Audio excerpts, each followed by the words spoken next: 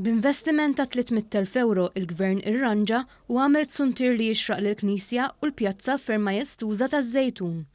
Kienet ilha tinħass l-ħtieġa biex dan l-ispazju miftuħ jiġi rranġat u din l-idea kienet imnebħa mill-mibki ġewwa t-Tart, ex-Sindku Żejtuni. Bla dubju spiża bħal din l-ebda entità oħra li fil-Gvern ma seta' jerfa'ha u fil-fatt il-Gvern irranġa dan iż-żuntier biex issa hemm Dehra li tixraq.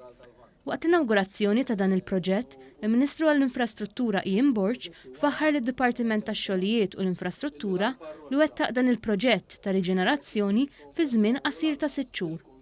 Qal li dan ma kienx xi proġett faċli hekk kif kien jinvolvi ħafna xogħol minn tħejjija ta' materjali antiki sa tisħiħ tal-qiegħ, pavimentar ġdid, restorazzjoni u armar ta' tagħmir ġdid bħal dawl. Dan l-ispazju qed nagħtuh lura lill-poplu b'infrastruttura mill-aqwa u bi spiża li l-Kunsill Lokali u lanqas l-Arċipriet, il-parroċċa ma qatt setgħu jintervjenu u hekk se nkomplu nagħmlu f'kull lokalità madwar il-pajjiż.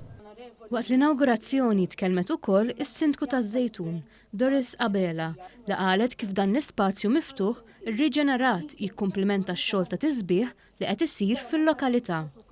L-Arċipriet taż-Żejtun Dun Nikola Paċ spjega kif huwa tajjeb li l-Gvern ċentrali jidħol biex jinvesti fi spazju li mhux essenzjalment biss tal-Knisja iżda jitgawda u huwa parti integrali mill-ħajja komunitarja ta' kuljum.